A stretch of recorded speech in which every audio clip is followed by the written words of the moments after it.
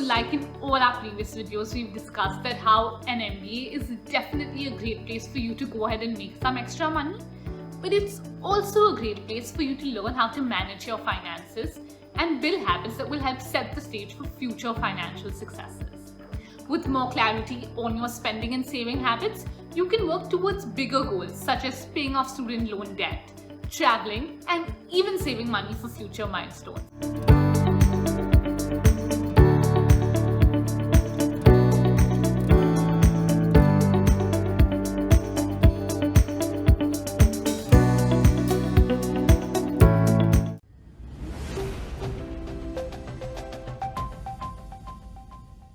For the past year at Inside IIM, we have been conducting one-on-one career coaching sessions as counsel, short domain-specific courses as masterclasses, and university-affiliated certificate programs. Now, we are extremely excited to announce that we have a new home for all these highly rated programs in altuni.in. So, if you are looking to earn a high salary, get a promotion, switch jobs, click on the link in the description or just visit altuni.in. Thank you, enjoy the video, and don't forget to press the bell icon to never miss an update. Cheers. To start off with, you might be a little confused about what personal finance actually is and how to go about managing it. Well, let's look at it from the analogy of rivers, streams, and lakes. So the whole ocean out there consists of all the income. From that, you take some in from yourself as your own income into your personal finance water stream. Then that flows into the different rivers and streams. That is essentially the different ways by which your money can be spent. Sometimes they will also collect in lakes, which are places where you store and save up on your money, like a savings account or investments. Now we will dive deeper into each one of these streams. To start off with, you do in fact need to make money in order to manage your money. While pursuing your MBA, you probably can't do a full-time job, but there'll be a lot of different options for you to go ahead and earn some money. As we discussed in our previous video, earn while you learn. Next, the first stop for all your income is opening a savings account, which is the main river that all your money flows into from the ocean of income, and then flows out of that river and splits off into the other streams where you spend your money. It's definitely tempting to spend whatever you earned first and then save whatever's left over. But this way you limit yourself as to how much you can save. Instead, pay off your bills first, contribute to your savings, and then use a little on yourself. Here are 6 tips which will help you manage your finances better during your MBA. So number 1, set a budget. Learning how to budget and setting financial goals is very important for MBA students. The idea of mapping out a budget may seem overwhelming at first. I mean, who has the time and energy to sit down and plan the finer points of our financial situation after long days at classes, exams, and other obligations? But it can be fairly easy to do. You need to create your budget to track your expenses, to have insights into where your monthly income is going and where you need to cut back. Follow the 50-30-20 budgeting rule. 50% of your income goes to needs, 30% for wants, and 20% to savings and investments. In this way, you will have set buckets for everything and will operate within permissible amounts for each bucket. Now, I'm going to show you a very simple budget template that helps measure income against expenses, and you can personalize it to fit your lifestyle. So first, enter all your cash and income sources, whether from allowances, internship stipends, and even competition prize money.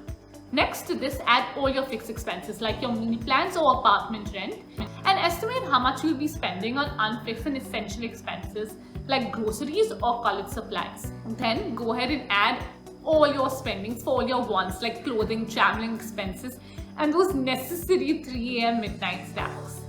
Track all your spending to see how much you're spending month on month. If you find yourself constantly going over budget, you know where to cut down and lower your expenses. So this brings us to number 2, track your expenses. The easiest way to stay on top of your finances is to track where your money is going. You might not realize how much those small daily purchases actually add up to until you take a look at your income and expenses.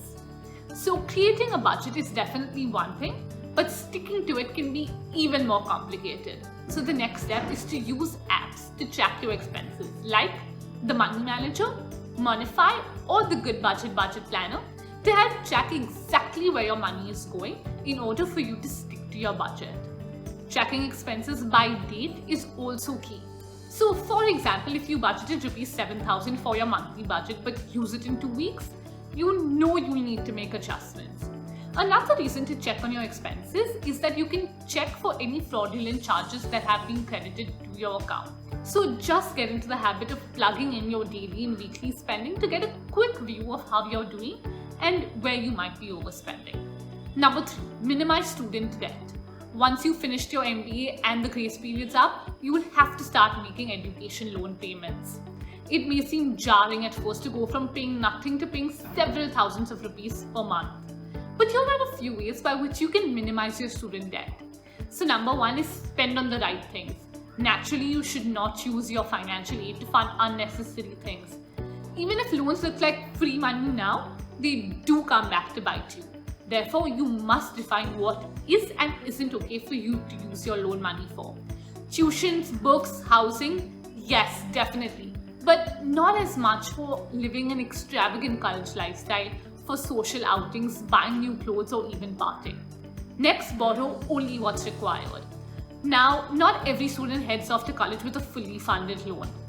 If you do need to take an education loan, remember to borrow only how much is needed by you. You can refer to our previous video regarding the different types of expenses that will be covered under education loans. And next, funnel all your extra earnings to loan payments. So try to add loan payments to your budget by using income from part-time jobs or even competition prize money to help you pay down your education loan. While loans technically aren't due until after your graduation, paying them off while you're in college will help you save serious money when it comes to long-term interest. Number 4, look out for student discounts. So MBA students like us should become masters at exploring the different ways by which we can use our education status to save money.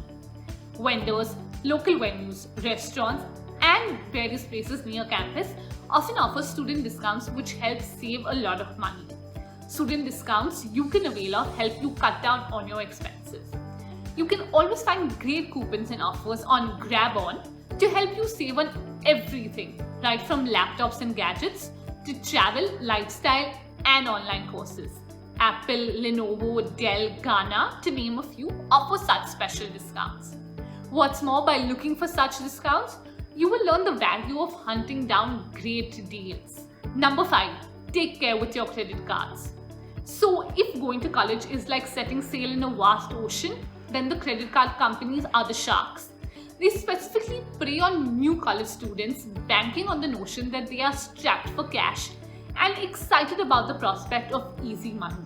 If you want to use a credit card, make sure to think about the pros and cons of different bank cards and set a reasonably low spending limit and look for cards with certain rewards and cashbacks.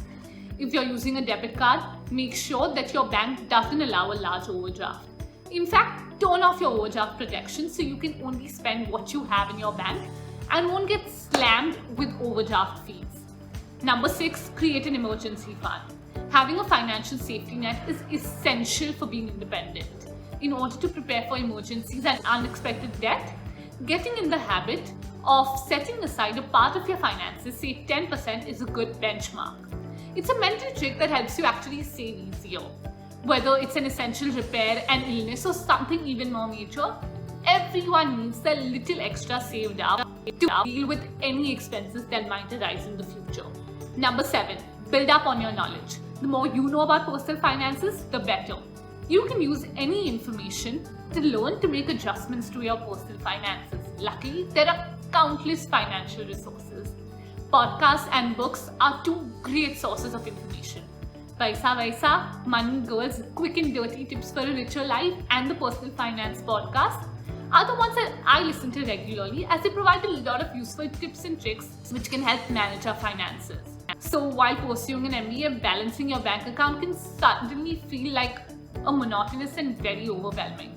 But you have to be careful not to lose control of your finances. Managing your money requires a certain amount of skill and willpower, but you can do it with these proven steps. if you need motivation to start adopting better money habits, you can always craft a vision board, as that can help you stay on track with your financial goals. Balancing your budget is key to developing your life. So let me know in the comments below, how do you plan on managing your finances, and do you already have a plan to deal with it? So thank you so much, and catch y'all in our next video.